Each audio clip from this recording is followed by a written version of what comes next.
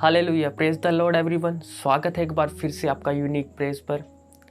परमेश्वर का धन्यवाद करते हैं कि एक बार फिर से हमें एक और मौका दिया, एक और दिन दिया। एक बार फिर से मैं आपके लिए एक बहुत ही आशीषित प्रेरणादायक कहानी, उसे हम टेस्टिमनी कह सकते हैं, आपके लिए लेकर आया हूँ। तो वो कुछ ऐसे है कि एक गांव में एक सुखी परिवार रहता था। माता पिता अपने बच्चों के साथ बहुत ही प्रेम के साथ, एक दूसरे के साथ बहुत प्रेम के साथ रहते थे। पर उनमें से एक जो उनका बेटा था वो किसी बुरी संगति में पड़ गया। वो हर दिन बुरे लड़कों के साथ बुरी संगति में बैठा करता। हर एक वो बुरा काम वो करता जो उसे नहीं करना चाहिए था परमेश्वर में होते हुए। उसके माता पिता ने भी उसे बहुत समझाया। एक दिन उसके पिता ने उसे बुलाया अपने पास, बैठा कर उसे बहुत समझाया कि बेटा ऐसा नहीं करना चाहिए, ये सब गलत बात है। बहुत सारा उसे समझाया, बहुत शिक्षा उसे दी। उस लड़के ने सब कुछ सुना, लेकिन फिर भी उसने अपने पिता का सब कुछ अनसुना कर दिया। एक दिन उस लड़के ने निश्चय किया कि मैं घर को छोड़कर चला जाऊंगा, अकेला जाकर बाहर रहूंगा, आनंद से रहूंगा, मुझे कोई रोकने टोकने वाला नहीं होगा, मैं अपनी आज़ादी से रहूंगा। एक दिन वो रात को उठा और अपना सामान लेकर घर छोड़कर चला गया। उसके माता पिता जब सुबह उसे उठे तो वो घर पर नहीं मिला। उसके माता पिता ने उसे ढूंढने में बहुत सा पैसा, बहुत सा अपनी राशि खर्च की। बहुत दिनों तक उसे ढूंढा, लेकिन उसका कोई आता पता नहीं मिला।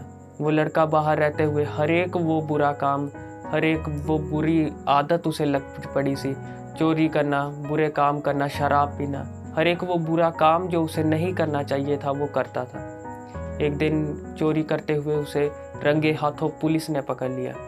जांच पड़ताल करने पर उसके घर का पता चला और उसके घर पर पुलिस गई और उसके घर वालों को ये पता चला कि वो लड़का जेल में है। जब उस लड़के को न्यायाधीश के आगे पेश किया गया, जब उसे कोर्ट में पेश किया गया, तो जो वो न्यायाधीश था उसने कहा कि इसकी गवाही कोई देना चाहता है, इसकी जमानत के लिए अगर कोई आगे आना चाहता है तो आ सकता है कि इसको हम छोड़ सके। कोई उसकी गवाही देने के लिए आगे नहीं आता, कोई उसकी जमानत देने के लिए आगे नहीं आता।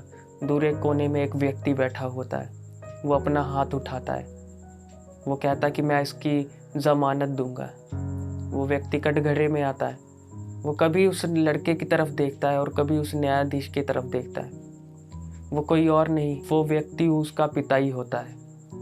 वो उसका पिता, उसका जो जमानत के पैसे चुकाता है और उसको घर लेकर जाता है। क्या पृथ्वी पर केवल वही एक बुरा लड़का है? नहीं, पृथ्वी पर हर एक व्यक्ति, प्रत्येक मनुष्य जो इस धरती पर है, सबने पाप किया है।